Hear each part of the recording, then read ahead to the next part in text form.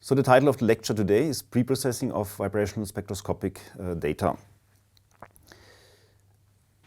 So before I start introducing techniques for preprocessing of vibrational spectroscopic data, I will first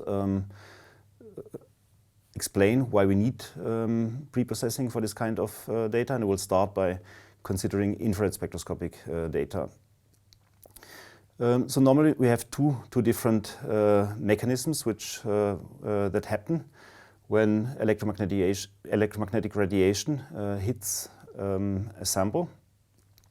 So either radiation is scattered and absorbed, and that's what we're going to have a closer look into now.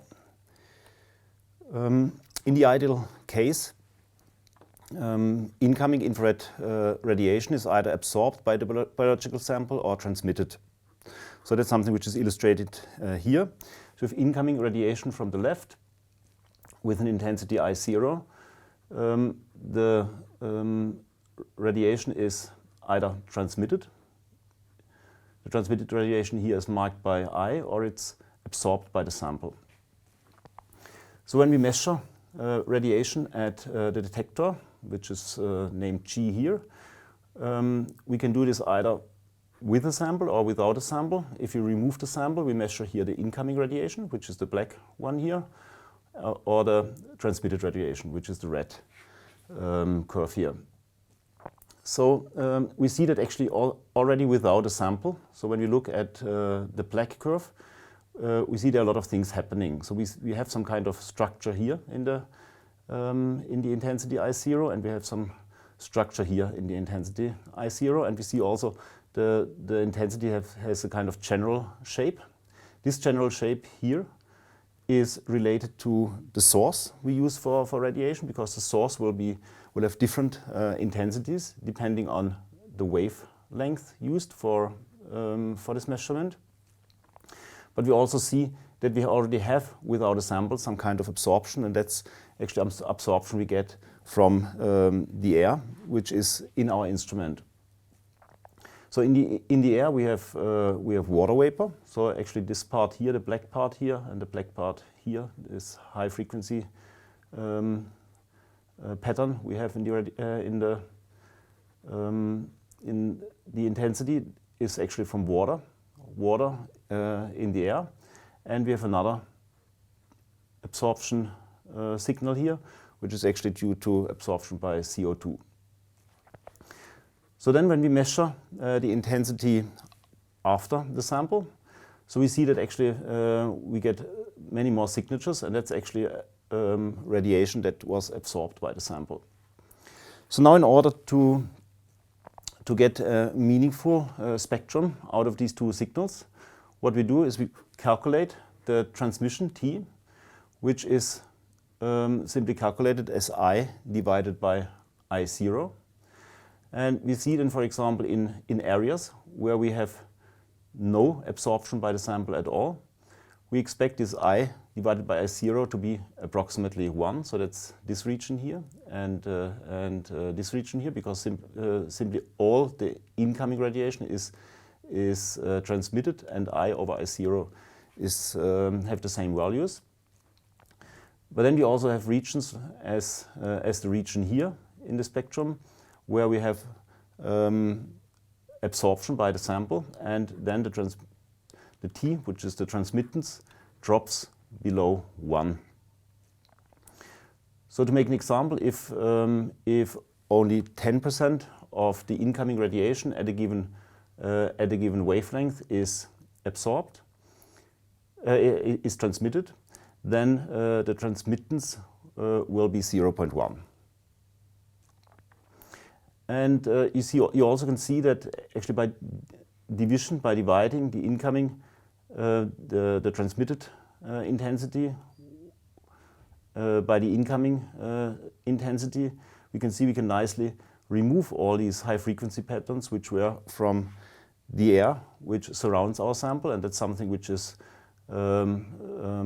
actually the idea by using the background radiation I0 as a kind of standard in order to get a signal which is only giving us signatures from the absorption by the sample itself.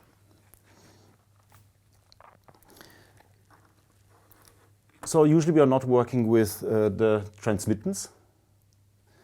Usually we are actually transforming the transmittance once more into a different signal called the absorbance.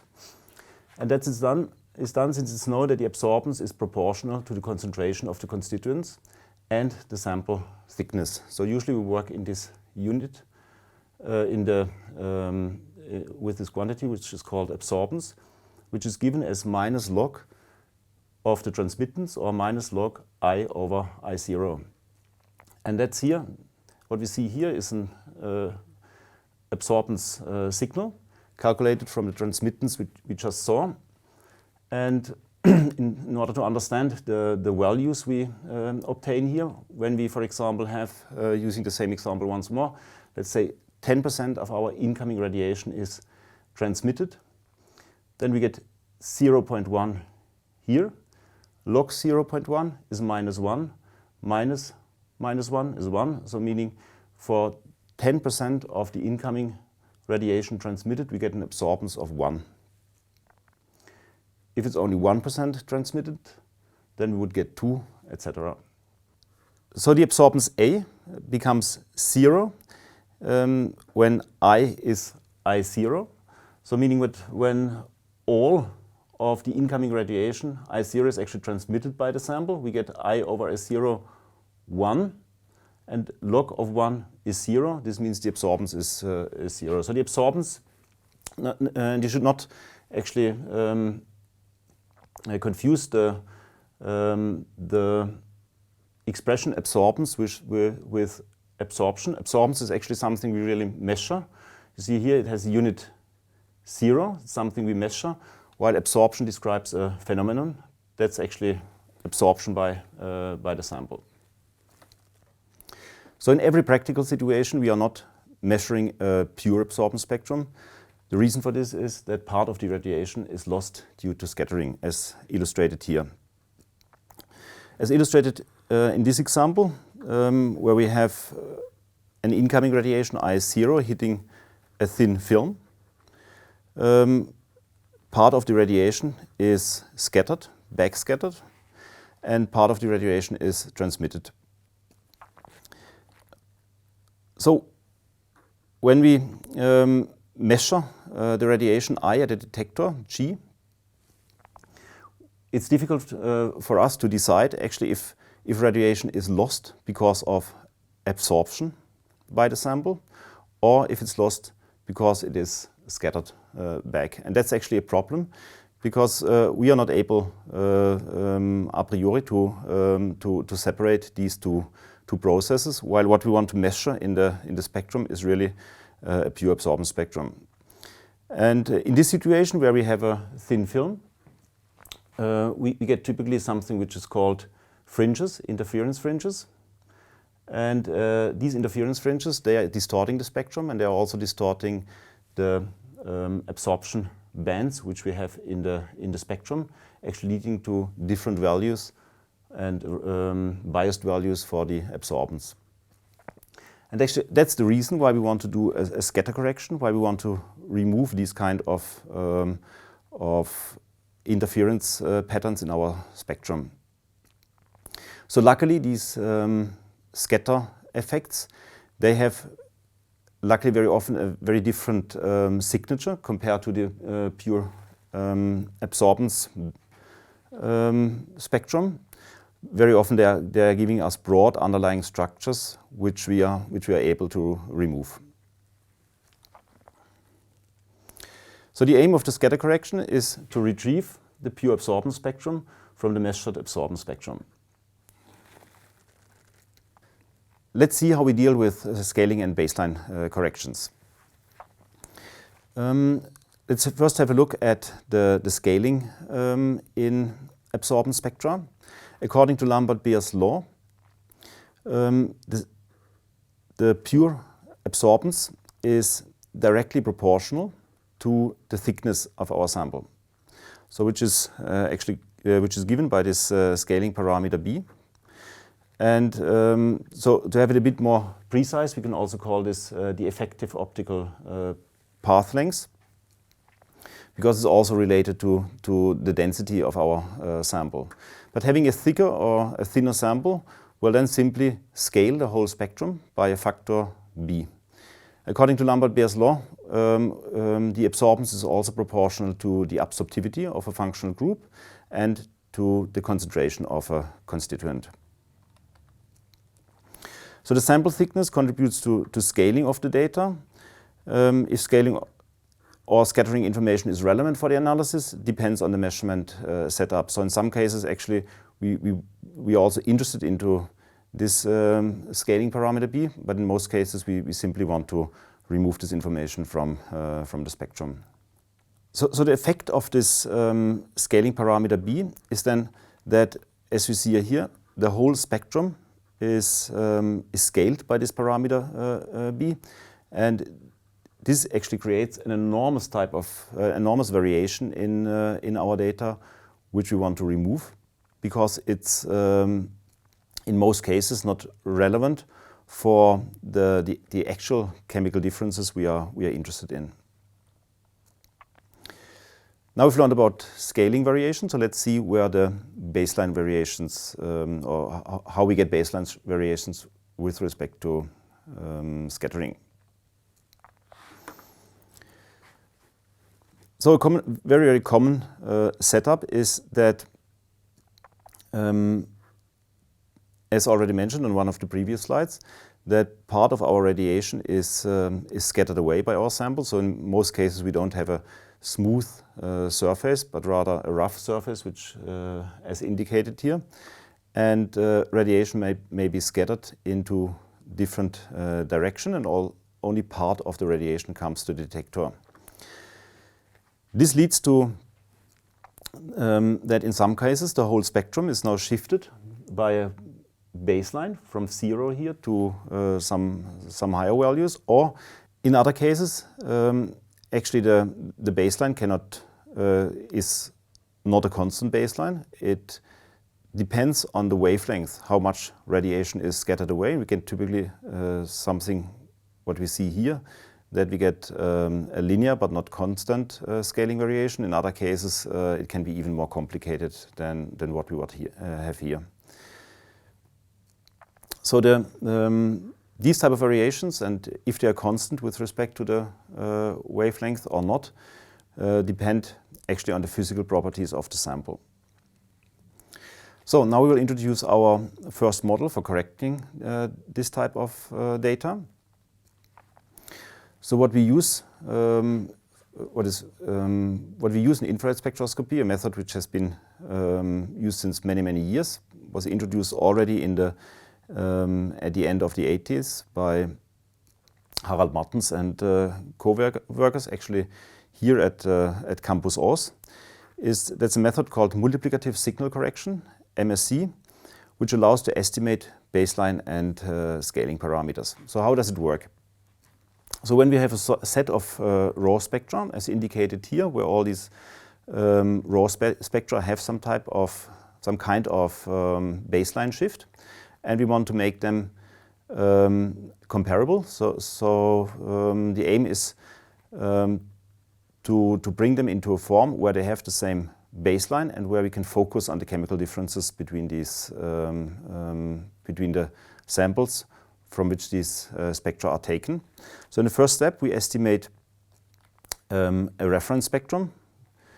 As a reference spectrum, in many cases, we simply take the average of all spectra, or we can, for example, use a reference spectrum which has a 0 baseline, as shown here. So we denote the spectrum by M. And then we establish a model for the parameter estimation, as shown here, where we present now the measured spectrum. I call it, as mentioned before, I call it a parent absorbance spectrum. We write as A app, and that's then written as B scaling parameter times this reference spectrum plus a constant baseline plus an error. So that's our model, and this model we use for estimating the scaling parameter and the constant baseline for each single spectrum here. So we see actually in this model, compared to other statistical models we usually use in, when we do multivariate analysis in spectroscopy, in this model actually all the interesting information is obtained in the residual epsilon, because the model itself doesn't allow to include any variability with respect to chemistry. So it only has this average spectrum, which allows us to take into account the baseline, the scaling parameter, and we have this constant A, which refers to the baseline.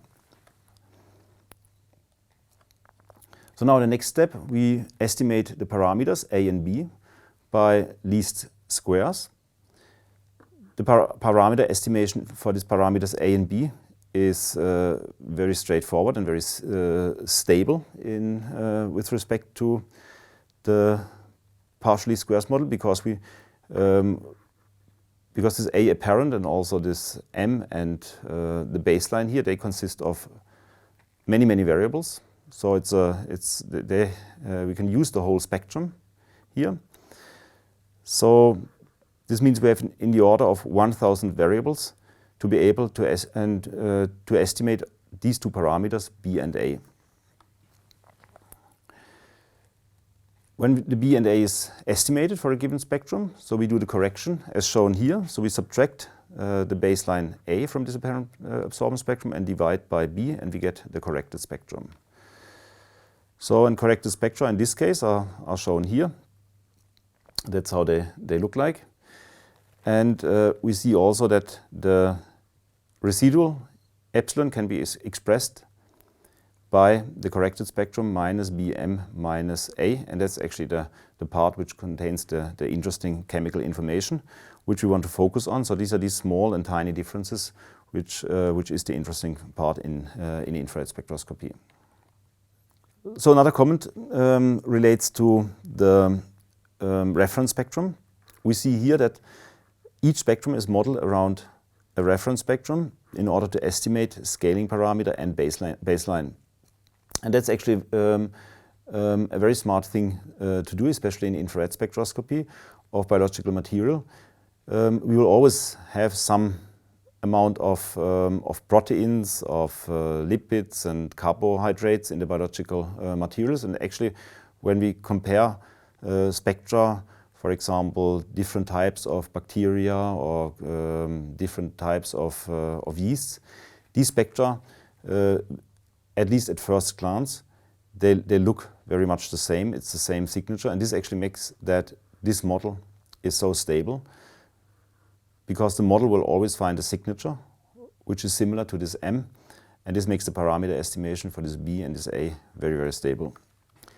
So let's go on. So historically there was first this MSc, and then this MSc was extended by more model components and was simply called extended multiplicative signal correction, also EMSC. So in its basic form, simply a linear and a quadratic effect are added. We can for sure also add higher terms, cubic terms, etc. That's what is typically used for Raman spectroscopy, but not recommended for infrared spectroscopy. We'll also show you in a minute an example for Raman spectroscopy. So when we add more parameters, we get this model for parameter estimation. So we see here now we have a linear term and a quadratic term, but in principle it works in the same way as MSc. So we use this model now to do for each spectrum a parameter estimation for B, A, D and E. And when we have estimated the parameters, we subtract the constant, the linear and the quadratic part, and we divide by the scaling parameter B in order to obtain the corrected spectra. I also want to show you an example from Raman spectroscopy, while most part of this presentation is about infrared spectroscopy. So EMSC can be used for correction of fluorescence in Raman spectroscopy. So here we see raw data, measured Raman data with fluorescence in a lot of fluorescence contributions to the Raman measurements, as we see here. When you're used to Raman spectroscopy, you will immediately recognize that these baselines which you get here, they are caused by fluorescence. Here below, we simply mean center the spectra. When you mean center the spectra, you focus on the differences between the spectra. So you will see what is actually the variability in your spectra. So that's the mean centered spectra. So we see that actually most variability, what we see here, is related to fluorescence. We are not interested in this fluorescence background, so we want to remove it. So how do we do this? Then we take the average of the spectra. The average also contains fluorescence, as we see here, and then we use this average in the model, in the EMSC model, and do the correction, and we get now nicely corrected Raman spectra. Here we simply used the standard EMSC model. Here we use the standard EMSC model where the reference spectrum has been baseline corrected. So we see the only difference of the corrected spectra that all spectra here have a flat baseline, and here all spectra have the same fluorescence baseline. For the analysis afterwards, that's not important. If you look at the mean-centered spectra, the mean spectra for these two situations are the same. And now in the mean-centered spectra, we also see now that we were able to remove most of these baseline variations, so we are really focusing on the chemical differences. So we can use also higher orders in the EMSC. We can go up to, shown here, 6th order, for example. Use the 6th order polynomial for the EMSC correction. And we now see that while we still here had some baseline variations, we get more or less everything removed. And the mean-centered spectra now shown really, really nicely, mostly differences due to chemical differences. So in infrared microspectroscopic imaging, we have more challenges when it comes to pre-processing. And we are not going to into pre-processing models for this type of data. I just want to give you a taste of the complexity of the scatter effects in this type of data. So here we see a infrared microscope, as we typically use in our lab. It has an imaging detector. So we can take infrared images. What does it mean? We take images with a full spectrum in each pixel of this image. I will show you an example in a minute. And that's the instrument in our lab. So the setup for the infrared microscope is complicated. So it's not as simple as I introduced at the beginning. So it's not such that we only have just an incoming radiation which goes strictly into one direction through the sample and then being measured by the detector. As we see here, we have a focusing optic, we have a collecting optics, which is called in the infrared microscope it's called Schwarzschild objective, and we have our sample here on the sample stage. Typically, sample sizes we are measuring in infrared microscopy, if you, for example, measure single cells, are in the order of just a few micrometers. And that's actually the situation in infrared spectroscopy where we get the strongest scattering effects, because the wavelength of our infrared radiation is in the mid-infrared between 2.5 and 25 micrometers. And we have typically sample sizes in the order of, let's say, 10 to 50 micrometers when we look at cells. And when the electromagnetic radiation matches approximately the sample size, we know we get very strong scatter effects.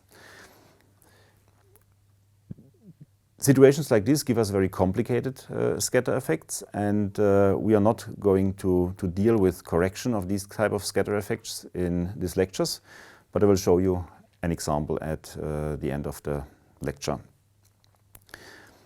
But let's have now a look on how EMSC can be used for correcting infrared images, infrared microspectroscopy images. So what we see here is a light microscopy image of a tissue section. It's actually a tissue section which is obtained from a thin section of meat. And we see here the connective tissue area, and we see here myofibers. And when we acquire an image, an infrared image with our microscope, we get a full spectrum, as shown here, in each single pixel of this tissue section. So now when we want to visualize these infrared images, what we can do, we can say we want to see all the pixels, for example, which relate to this band, to this band, to this band, and we get what is shown here, chemical images. So we can make color images where the red, for example, means high intensity, blue means low intensity, of every single absorbance we acquire here for each spectrum. So this detector, which has been used for acquiring this infrared image, is a so-called focal plane array detector, and it has 64 times 64 elements, meaning 64 times 64 pixels. So now we can apply the EMSC to every single spectrum and calculate the parameters A, B, and also the parameters related to the linear and the quadratic effect for each image, for each spectrum. This is done here, so we see this model now for estimating the EMSC parameters with the light microscopy image. And now we can actually visualize also these parameters. We can visualize A, B, D1 and D2 as written here, and plot them as images.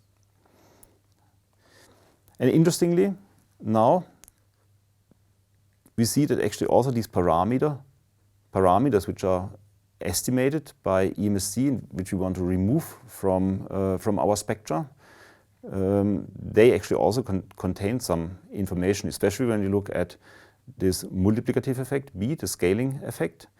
It shows us clearly the differences between the myofibers and the spaces between the myofibers and the connective tissue region.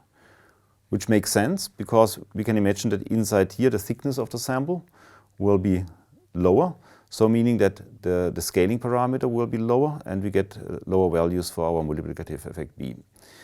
The other parameters A, D1 and D2, they relate to scattering, and we can also understand that depending on where radiation hits the sample, we will have more or less radiation scattered away simply because the morphology changes. So we have like interspaces between the myofibers here, and we can see here that actually in these interspaces we get a higher value for A and a higher value for D1. So in some cases scattering is actually increased, in some cases it's some parameters here, like the D2 parameters, is decreased in this spaces. So we see an example here where actually the parameters A, B, and A and B, so the constant baseline and the scaling parameters and this linear and quadratic effect, where they actually carry information about our sample. Then, in principle, you can make chemical images from not preprocessed data and from preprocessed data. And I will show you now an example what happens if you do it on not preprocessed data. So to the left, we see a chemical image of data which is not preprocessed. To the right, of data where it is preprocessed by MSC. The chemical maps are simply taken of the absorbance at 1240 wave numbers. So, and we see when we look at the color bar here that the value at 1240 it changes from 0.05 to 0.3. So we see very big variations. And we also know, after all, we learned here now that actually these variations, they are mainly related to the thickness of our sample. So if somebody shows such an image, it's very clear that we are not showing any information which is related to chemistry, which is expressed as at this band. All the information we see here, or most of the information, is simply related to the scaling. While after preprocessing with MSc, we see clearly that we have a very, very tiny difference now between the connective tissue and the rest of the sample. You probably know that this band here is directly connected to a connective tissue parameter. That's actually what we are expecting to see. And we see really nicely this chemical difference since we have removed all other information by the preprocessing. So finally, I want to say some words about Mie scatter correction. So Mie scattering is what we obtain when what we see very often when we do infrared microscopy. As mentioned, when the sample size is in the same order of the radiation used, so typically, for example, obtained in the infrared spectroscopy of single cells, we get something which is called Mie scattering. So biological cell is actually the worst possible size of a sample to probe with IR radiation. The mid-infrared radiation is then in the same order as the sample size and also the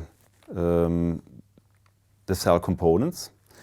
And this means that we get signatures of the spectrum which look like this here. And that's what we called Mie scattering. So we call it Mie scattering because a full theoretical description of Mie scattering, of scattering of electromagnetic radiation at a sphere, was given by Gustav Mie at the beginning of the 20th century. And that's this type of theory we use when we do corrections of Mie scattering.